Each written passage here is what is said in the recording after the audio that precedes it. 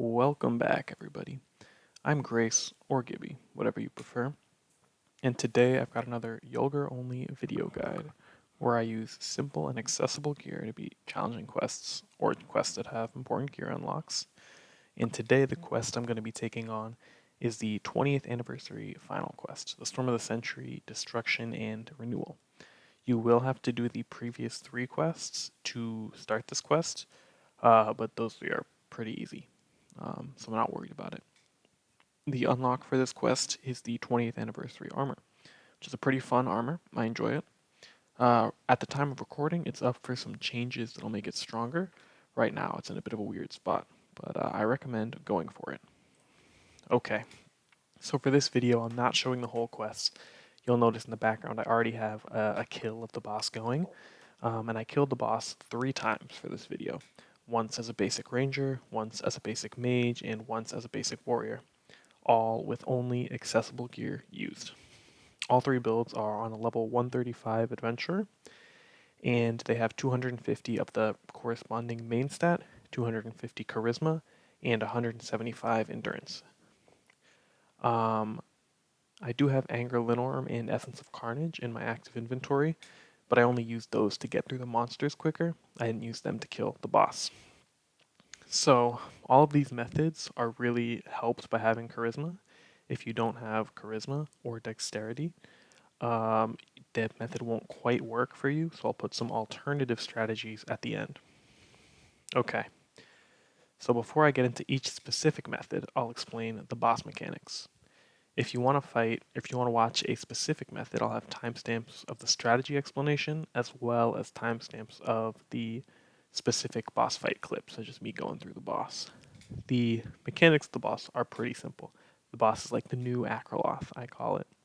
It charges up SP slowly, just doing a normal attack, and then once it has enough, it stops attacking for a turn and enters like a charge state to ready up like a super attack. If you get hit with this super attack, it does tons of damage, like multiple thousands, even on low resistances. So try not to get hit with it. Now, the way that you don't get hit with it are if you hit the boss with 4 or more hits, individual hits, or if you stun the boss in any way, then it will fail to like charge up the super attack, and it won't use the super damaging attack. Also, it has a regen effect that starts out really strong, but every time you interrupt the super attack, as I said, every time you interrupt the super attack, the regen effect gets weaker by 20%. So at the beginning of the boss fight, it'll be really hard to outdamage the regeneration, but by the end, if you interrupt a special attack a couple times, it'll be much, much easier. And the final thing, when you interrupt the charge attack, the boss takes 20% more damage for 3 turns. So if you're going to use nukes, you should use it right after you interrupt the special attack. My guides don't really have any big nukes, but if you're going to add some in, which feel free to, you should use them then. Okay, so I'm just going to start off with the warrior method since it's the most simple. In my warrior version of the kill, I have a low proc rate ice weapon from Yulgar's shop called Fist of Ice. A 0 proc weapon is ideal. I didn't have one, but it wasn't a big deal. I also have the Cat Scratch Misc with just boost damage with fist weapons. I have Fairy Godmother for healing and Ice Cat for damage, as well as the Luna Clan Warrior Guest, which is found at the Neko training grounds in Haven.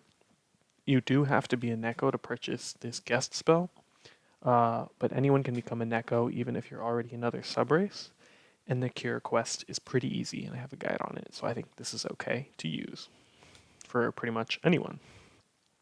Finally, for my armor and shield, I'm using the Tyrannosaurus Rex and a simple fire shield. Any fire armor will work, it doesn't have to be this one, but the higher hit count that the basic attacks have, the better. Toronto has 2, something like the Rain or King set, the fire set from Alnafar, has 4 attacks. Like that would be ideal, but 2 is good enough. The reason the Luna Guest Warrior is so great is because it has 6 hits, and the boss only needs to get hit 4 times. So even if you're a little inaccurate because you don't have charisma and dexterity, you still have a high chance of hitting it a lot of times to interrupt the charge up. And so what I did basically was I normally had my healing pet out, then I switched to my attack guest and my attack pet when the boss was doing its charge up, and I either saved SP or kept the guest and pet out after I interrupted the charge up attack. After you interrupt it a couple times, you'll be out damaging it pretty easily. So just feel free to keep your guest and pet out and just damage them down. If you have endurance, you probably won't need to heal at all. If you don't, you should bring along a healing spell and or a healing pet and guest. But that was a really easy way to do the fight. If you're a warrior, you shouldn't have any trouble if you follow the way I did. Okay. The ranger method is also quite simple. Rangers have the highest pet and guest accuracy of any build, at least right now at the state that the status rework is in, or the stat rework is in. So the method is so easy and very similar. I used an ice longbow instead, but I used all the same pets and guests and the same fire armor and shield. Any fire armor will work, preferably a fully defensive one because I'm using 100 proc weapons, but it's not required. As you can see, I did it just fine in a fully offensive armor. I also recommend the Silent Stars weapon from Robina's shop, or another accurate multi-hit 100 proc weapon.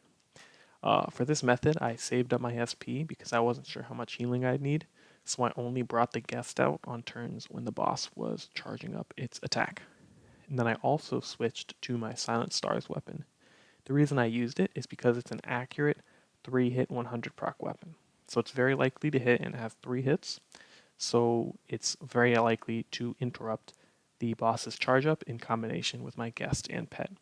To be honest, all the extra hits were kind of overkill, so you can just use your ice weapon and the pet and guest, and you'll be fine.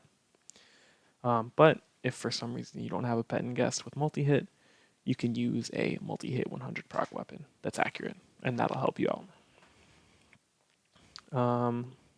Yeah, the ranger method is very easy. It's very simple. You can heal whenever you need if you save your SP, or you can use potions if you mess up your SP management. But it's very good. The damage output is very good, and the pet and guest accuracy is very good. So the mage method is almost the same, except I use spells instead of attacks when the boss is preparing its charge attack. All the items I used are the same, except I used the Zin Seed of Ice magic weapon, which is just a 0 proc ice weapon. And the 3 spells that I used are the Aquabat Swarm, excuse me. It's a little funny. Elemental Scorn, and Nocturnal Night Raiders. All of them are from Warlick's shop. Elemental Scorn and Nocturnal Night Raiders, the reason I use them, even though they're kind of the wrong elements, is because they have 8 and 9 hits respectively. So they have a super high chance of interrupting the boss's charge attack, even if some of the hits miss.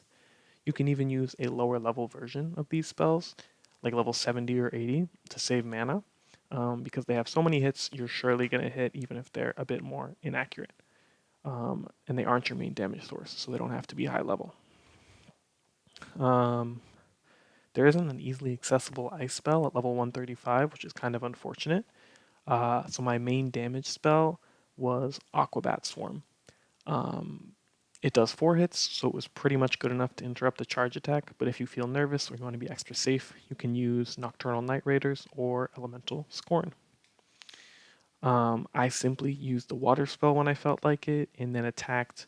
And of course, when I had to interrupt it, I also had my Lunar Warrior guest out and my Ice Cat pet out. But then I just healed when I needed HP, and I used spells and basic attacks to kill it.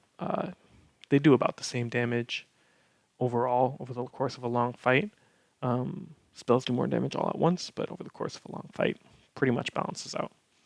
Spells and weapons attacks. So it doesn't really matter what you do. It's pretty easy to take the boss down, even as a mage. I used Lore Master's Tome to restore my mana when I needed, and that was pretty much it. So this last part of my voiceover is going to be, if you don't have pet and guest accuracy, what can you do? That is, if you don't run dexterity or charisma, what can you do to ensure you get a multi-hit off and keep the boss from doing its charge attack? For warriors, there's a few good options. The Master Fighter armor is always available and easy to get, and has a 4-hit weapon-based skill that follows your weapon element. Combine this with a Pet and Guest, and even if they're a bit inaccurate, you'll get 4 hits for sure. War's Legacy has also a 4-hit skill that follows weapon element. That armor would work too. If you use an imbue like a Limpax medal to make your Torontosaurus Basket Breath skill not do fire damage, that would work since Torontosaurus is 8 hits, although that does cost a lot of resources. You could also use H series to give yourself celerity, so you can attack twice. And you can even use, excuse me, that's my cat. And you can even use Gog's form, which has 7 hits on its basic attack, because after the boss's charge, it doesn't attack for 1 turn. Now, Rangers, they don't have quite as many easy methods, but until the stat rework finishes, you can just use the same guest and pet.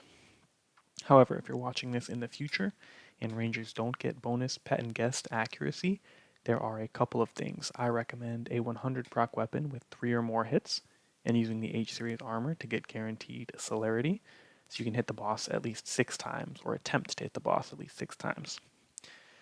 You can also use imbued Torontosaurus Breath or Gog form attacks with a 0 proc weapon, though it works for Rangers as well as Warriors. For Mages, all you need is a multi-hit spell.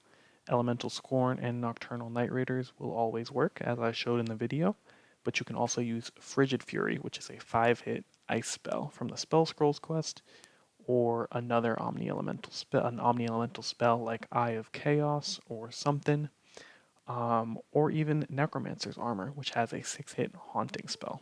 Several 6-hit haunting spells. So that is all 3 methods and alternative strategies if you need them. Let me know if you have any questions or if you have any requests for what other bosses or quests I should take on.